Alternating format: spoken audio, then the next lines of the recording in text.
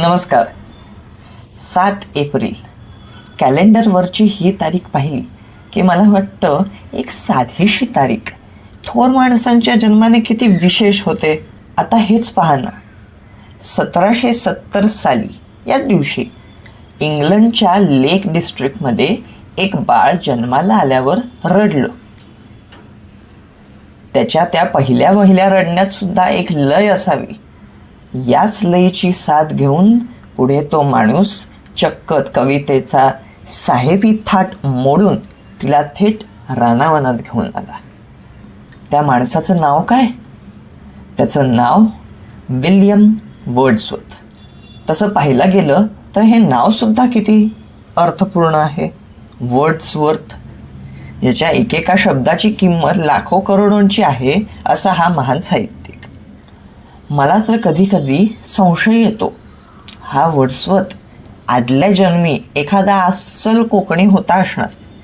अहो, आभाळ भरून आलं की ज्याला घरात चैन पडत नाही असा निसर्गप्रेमी कोकणी नाही तर काय लंडनचा लॉर्ड असणार. लहानपणीच विल्यम वर्ड्सवर्थच्या आयुष्यातलं आईवडिलांचं छत्र हरपलं, पण नशिबाने याला दत्तक घेतलं, ते तिथल्या डोंगरदऱ्यांनी. त्याच्यासाठी निसर्ग म्हणजे केवळ सिनरी नव्हती, तो त्याचा गुरु होता. आता आपल्या जेन झीचं कसं असतं, एखादं सुंदर फूल दिसलं की आपण आधी त्याचा फोटो काढतो, मग तो इंस्टाग्रामवर टाकतो. पण वर्ड्सवर्थ तो त्या फुलांशी गप्पा मारायचा.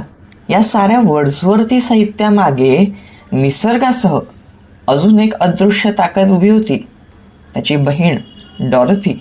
मला तर या दोघांकडे पाहिलं की आपल्या ज्ञानोबांची आणि मुक्ताईंची आठवण येते. कुठे 13व्या शतकातील आपली पैठण आळंदी आणि कुठे 18व्या शतकातील त्याचं इंग्लंड. पण भावंडातलं प्रेरक पोरक अनुबंध मात्र एका प्रकारचे.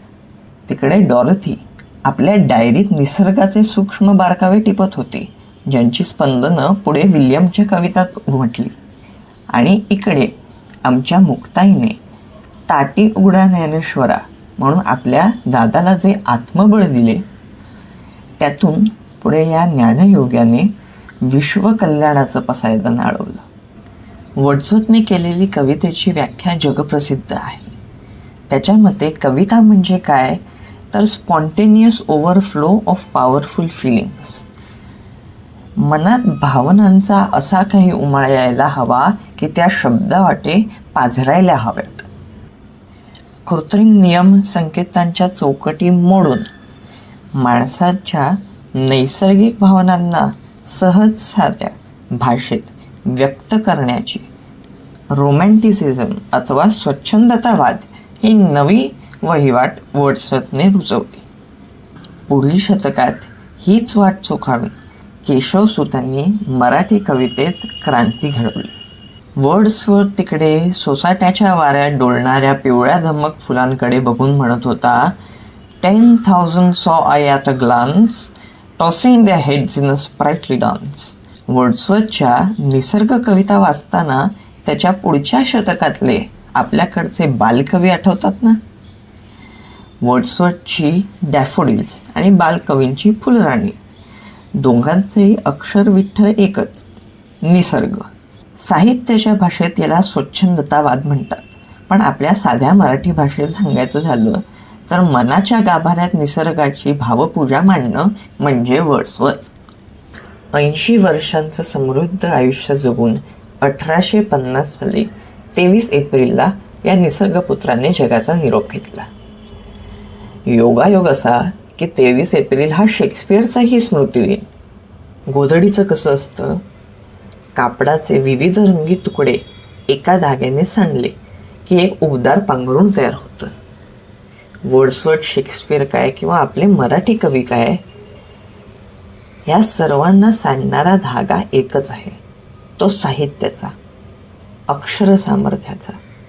या थोर साहित्यिकांच्या स्मृतींशी निगडीत झालेल्या एप्रिल महिन्यात त्यांच्या अक्षर साहित्याशी नातं जोडूया. एप्रिलमध्ये काम करूया. मोबाईल बाजूला ठेवून एखाद्या झाडाखाली बसूया आणि वर्ड्सवर्थ, शेक्सपियर, ज्ञानोबा, मुक्ताई केशवसूत, बालकवी यांच्यापैकी कोणाच्याही कविता वाचूया. या महिन्यात साहित्याशी मैत्री करूया. आणि मोबाईल हाती घेतलाच तर साहित्याशी मैत्री करायला पाहत राहा अक्षरधर्मी गोधडी. पुन्हा भेटूच.